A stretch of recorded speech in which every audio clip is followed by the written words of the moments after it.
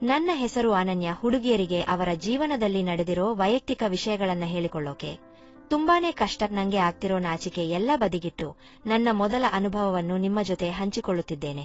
ನನಗೆ ಆವಾಗಿನ್ನೂ 18 ವರ್ಷ ವಯಸ್ಸು.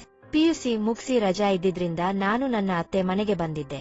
ಅತ್ತೆ ಮನೆಯಲ್ಲಿ ಅತ್ತೆ, ಮಾವನ ಮಗಳು ಸ್ಮೃತಿ ಮತ್ತು ಮಾವನ ಮಗ ಅರ್ಜುನ್ ವಾಸವಾಗಿರೋದು. ಸ್ಮೃತಿಗೆ ನಂದೇ ವಯಸ್ಸು. ಅರ್ಜುನ್ ನಂಗಿಂತ 3 ವರ್ಷ ದೊಡ್ಡೋನು. ಅತ್ತೆ ಮತ್ತು ಮಾವ ಇಬ್ರಿಗೂ ಒಳ್ಳೆ ಉದ್ಯೋಗ ಇತ್ತು. ಸಂಪಾದನೆ ಚೆನ್ನಾಗೆ ಇದ್ದಿದ್ರಿಂದ ಮಕ್ಳಿಗೂ ಯಾವುದ್ರಲ್ಲೂ ಕೊರತೆ ಮಾಡ್ತಿರ್ಲಿಲ್ಲ.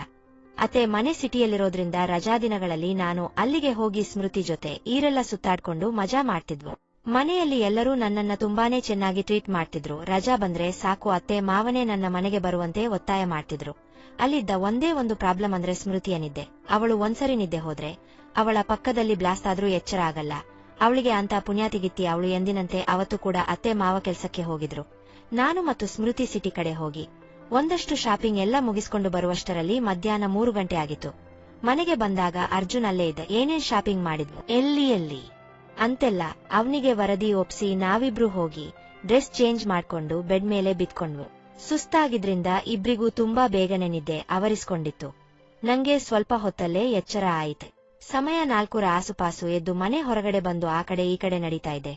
ತಟ್ಟನೆ ನನ್ನ ದೃಷ್ಟಿ ಅರ್ಜುನ್ ರೂಮ್ ಕಡೆ ಹೋಯ್ತು. ಹುಡುಗ ಏನ್ ಮಾಡ್ತಿರಬಹುದು ಅನ್ನೋ ಕೆಟ್ಟ ಕುತೂಹಲ. ಆದ್ರೆ ಈ ಕುತೂಹಲನೇ ನನ್ನನ್ನ ಪೂರ್ತಿಯಾಗಿ ಹಾಳು ಮಾಡುತ್ತೆ ಅಂತ ಮಾತ್ರ ಅನ್ಕೊಂಡಿರ್ಲಿಲ್ಲ ನಾನು. ಕಿಟಕಿ ಸ್ವಲ್ಪ ಓಪನ್ ಆಗಿತ್ತು. ಪಕ್ಕ ನಿಂತು ಸಂದಿಯಲ್ಲಿ ಇಣುಕಿ ನೋಡಿಯೇ ಬಿಟ್ಟೆ. ಅಬ್ಬಾ, ಒಂದು ಕ್ಷಣ ಎದೆನಲ್ಲಂತೂ. ಅರ್ಜುನ್ ಅವನ ರಾಡನ್ನು ಕೈಯಲ್ಲಿ ಹಿಡ್ಕೊಂಡು ಹಿಂದೆ ಮುಂದೆ ಆಡಿಸ್ತಾ ಇದ್ದ. ಸ್ವಲ್ಪ ಹೊತ್ತು ಹಂಗೆ ನೋಡ್ತಾ ನಿಂತಿದ್ದೆ. ನಂಗೆ ಗೊತ್ತಿಲ್ದೇನೆ ನನ್ ಮೈ ಕೂಡ ಬಿಸಿಯಾಗತೊಡಗಿತ್ತು. ಯೌವನ ತುಂಬಿದ ಬಿಗಿ ಮೈಗೆ ಏನೋ ಬೇಕು ಅನ್ನೋ ಆಸೆ. ಆದರೆ ಆ ಕ್ಷಣಕ್ಕೆ ನಾನು ಈ ರೀತಿ ನೋಡ್ತಾ ಇರೋದು ತಪ್ಪು ಅನ್ಸಿ ಹಿಂದೆ ತಿರುಗಿದೆ. ಅಷ್ಟರಲ್ಲಿ ನಾನು ಹಿಡ್ಕೊಂಡಿದ್ದ ಕಿಟಕಿ ದರಿದ್ರವಾಗಿ ಶಬ್ದ ಮಾಡಿತ್ತೆ. ಎದ್ನೋ ಬಿದ್ನೋ ಅಂತ ಓಡ್ತಾ ಮನೆ ಒಳಗಡೆ ಹಾಲ್ಗೆ ಬಂದೆ. ಅಷ್ಟರಲ್ಲಿ ಅರ್ಜುನ್ ಕೂಡ ಭಯ ಪಟ್ಕೊಂಡು ಚಡ್ಡಿ ಮೇಲೆ ಏರಿಸ್ಕೊಂಡು ಹಾಲ್ ಕಡೆ ಬಂದಿದ್ದೆ. ಆದರೂ ಅವನ ರಾಡು ನಿಂತಿದ್ದು ಚಡ್ಡಿ ಮೇಲೇನೆ ಕಾಣಿಸ್ತಿತ್ತು. ಅವನು ತುಂಬಾ ನರ್ವಸ್ ಆಗಿದ್ದು ಅವನ ಮುಖದಲ್ಲಿ ಎದ್ದು ಕಾಣಿಸ್ತಿತ್ತು. ಅರ್ಜುನ್, ಏನದು ಸದ್ದು ಅನು? ನಾನು ಗೊತ್ತಿಲ್ಲ ಅಜ್ಜು ಅಂತ ತಲೆ ಕೆಳಗೆ ಮಾಡ್ಕೊಂಡೆ ಹೇಳ್ದೆ. ನನ್ನ ಈ ವ್ಯವಹಾರ ನೋಡಿ ಅವನಿಗೆ ಏನೋ ಡೌಟ್ ಬಂತು ನನ್ಮೇಲೆ ಅನ್ಸುತ್ತೆ. ಅರ್ಜುನ್, ಏ ಕಳ್ಳಿ, ನೀನೇ ಏನೋ ಮಾಡಿರ್ಬೇಕು ಕುತಂತ್ರ. ನಾನು ಕುತಂತ್ರ ನಂದಲ್ಲ, ನಿಂದು. ನೋಡಿದ್ನಲ್ಲ. ಅರ್ಜುನ್, ಏನ್ ನೋಡ್ದೆ ನೀನು ಅಂದ ಭಯದಿಂದ ತಡವರಿಸ್ತಾ. ನಾನು ತೂ ಅಂತ ಹೇಳಿ ನಾಚಿಕೆಯಿಂದ ನಮ್ ಬೆಡ್ರೂಮ್ ಕಡೆ ಓಡಿದೆ. ಸ್ಮೃತಿ ಗಾಢನಿದ್ದೆಯಲ್ಲಿದ್ಲು. 1-2 ನಿಮಿಷದ ನಂತರ ಅರ್ಜುನ್ ಏನ್ ಮಾಡ್ತಿರಬಹುದು ಇವಾಗ ಅನ್ಸಿ ಹಾಲ್ ಕಡೆ ಬಂದೆ.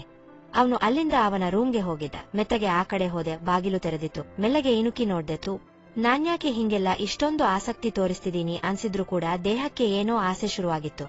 ಅರ್ಜುನ್ ಬೋರಲಾಗಿ ಬೆಡ್ ಮೇಲೆ ಬಿದ್ಕೊಂಡಿದ್ದ. ಮುಜುಗರ ಆಯಿತೇನೋ ಅನ್ಸಿ ರೂಮ್ ಒಳಗೆ ಹೋಗಿ ಮೆತ್ತಗೆ ಅವನನ್ನ ಕರ್ದೆ. ಅವನು ಎದ್ದು ನನ್ನ ಕಡೆ ಒಂಥರ ನೋದ. ನಾನ್ಯಾರಿಗೂ ಹೇಳಲ್ಲ ಅಜ್ಜು, ಟೆನ್ಷನ್ ಮಾಡ್ಕೋಬೇಡ. ಅರ್ಜುನ್, ಅಯ್ಯೋ, ನಾನ್ಯಾಕೆ ಟೆನ್ಷನ್ ಮಾಡ್ಕೊಳ್ಳಿ ಅನು? ಯಾಕೆ ನಿನ್ಯಾವತ್ತು ಕೈ ಹಾಕೊಳ್ಳೇ ಇಲ್ವಾ ಅಂದ ನೇರವಾಗಿ ನನ್ ಮುಖವನ್ನೇ ನೋಡ್ತಾ. ನಾನು ತೂ, ಏನ್ ಅಜ್ಜು, ನಾನು ಹಂಗೆಲ್ಲ ಇಲ್ಲ ಕೋಪದಿಂದಂದೆ. ಅರ್ಜುನ್, ಆಣೆ ಮಾಡಿ ಹೇಳು ನೋಡೋಣ ಅಂತ ನನ್ ಪಕ್ಕ ಬಂದು ನಿಂತ್ಕೊಂಡ. ನಂಗೆ ಮಾತು ತಡವರಿಸೋಕೆ ಶುರು ಆಯಿತು. ನಾನು ಅದು ಅಜ್ಜು ಅಂತ ಅವನ ಮುಖ ನೋಡ್ದೆ. ಅಷ್ಟರಲ್ಲಿ ಅಚಾನಕ್ ನಡೆದೇ ಹೋಗಿತ್ತು. ಅವನ ಕೈ ನನ್ ಮುತಿಕಾನ ಹಿಚುಕಿ ಹಿಡಿದು ನನ್ನನ್ನ ಅವನ ದೇಹಕ್ಕೆ ಅಂಟಿಕೊಳ್ಳೋ ತರ ಸೆಳೆದುಕೊಂಡ. ಅವನ ತುಟಿಯಿಂದ ನನ್ ತುಟಿಗಳನ್ನ ಲೊಚಕ್ಕಂತ ಚುಂಬಿಸಿಯೇ ಬಿಟ್ಟ. ನಾನು ಕೊಸರಾಡಿದೆ, ಒದ್ದಾಡಿದೆ. ಆದ್ರೆ ಅವನ ಬಲಾನ್ಯ ಕೈಗಳಿಂದ ಬಿಡಿಸ್ಕೊಳ್ಳೋಕೆ ನನ್ನಿಂದ ಸಾಧ್ಯ ಆಗ್ಲಿಲ್ಲ. ಕಿರುಚೋದು ಬಿಡಿಯು ಮಾತಾಡೋದಕ್ಕೂ ಆಗದಂಗೆ ಲಿಪ್ ಲಾಕ್ ಮಾಡಿದ್ದ ಅರ್ಜುನ್. 1-2 ನಿಮಿಷ ಒದ್ದಾಡಿ ನಂಗೂ ಮೈಯೆಲ್ಲ ಬಿಸಿಯೇರಿ ಗಂಡಿನ ಸ್ಪರ್ಶ ಸುಖಕ್ಕೆ ಮರುಳಾಗಿ ನಾನು ಕೂಡ ಅವನಿಗೆ ಶರಣಾಗೋಕೆ ತಯಾರಾದೆ. ಅವನು ನನ್ನ ಕೊಂಡನ್ನು ಎಷ್ಟು ಗಟ್ಟಿಯಾಗಿ ಹಿಡಿದು ಅವನ ಕಡೆ ಒತ್ತಿಕೊಂಡಿದ್ದ ಅಂದ್ರೆ ಅವನ ಎದ್ದು ನಿಂತಿದ್ದ ರಾಡು ನನ್ನ ಲೆಗ್ಗಿಂಗ್ಸ್ ಮೇಲೇನೆ ನನ್ನ ಗವಿಗೆ ಒತ್ತಿ. ಗವಿಯೆಲ್ಲ ಬಿಸಿ ಬಿಸಿಯಾಗಿತ್ತು. ಏನೋ ಹೊಸ ಅನುಭವ, ಹಾಯಾಗಿದೆ ಅನ್ಸಿ ನನ್ನ ದೇಹವನ್ನು ಅವನಿಗೊಪ್ಸಿ ನನ್ನ ತುಟಿಗಳ ಜೇನು ಹೀರುತ್ತಿದ್ದ ಅರ್ಜುನ್ಗೆ ನಾನು ಪೂರ್ತಿಯಾಗಿ ಸಹಕರಿಸೋಕೆ ಶುರು ಮಾಡ್ದೆ. ನನ್ನ ಸೊಂಟ ಬಳಸಿ ನನ್ನ ಕಂಡುಗಳನ್ನು ಹಿಚುಕುತ್ತಾ ಅವನು ನನ್ನ ತುಟಿಗೆ ಕಚ್ಚುತ್ತ ಚುಂಬಿಸುತ್ತಿದ್ದರೆ ನಂಗೆ ತಡೆಯೋಕೇನೆ ಆಗ್ತಿರ್ಲಿಲ್ಲ. ಹದಿಹರೆಯದ ಬಯಕೆ, ಯಾಕೋ ಎಲ್ಲಾನು ಬೇಕು ಅಂತ ಅನ್ಸೋಕೆ ಶುರು ಆಗಿತ್ತು. 5-6 ನಿಮಿಷ ಬಿಡದೇನೆ ಕಿಸ್ ಮಾಡ್ದ ಅವನು. ಅದಾದ್ಮೇಲೆ ನನ್ನನ್ನ ಬಿಟ್ಬಿಟ್ಟು ಸ್ವಲ್ಪ ಹಿಂದೆ ಹೋಗಿ ಬಾಗಿಲ ಕಡೆ ಇಣುಕಿ ನೋಡಿ, ಅರ್ಜುನ್, ಅನು, ನಾನು ಅಂದೆ. ಅಷ್ಟರಲ್ಲಿ ಅವನು ನನ್ನ ಹಿಂದಿಂದ ಬಂದು ಬಿಗಿಯಾಗಿ ನನ್ನನ್ನು ಬಳಸಿ ಹಿಡಿದು ಡೋರ್ ಕ್ಲೋಸ್ ಮಾಡಿ ಲಾಕ್ ಮಾಡಿಯೇ ಬಿಟ್ಟ.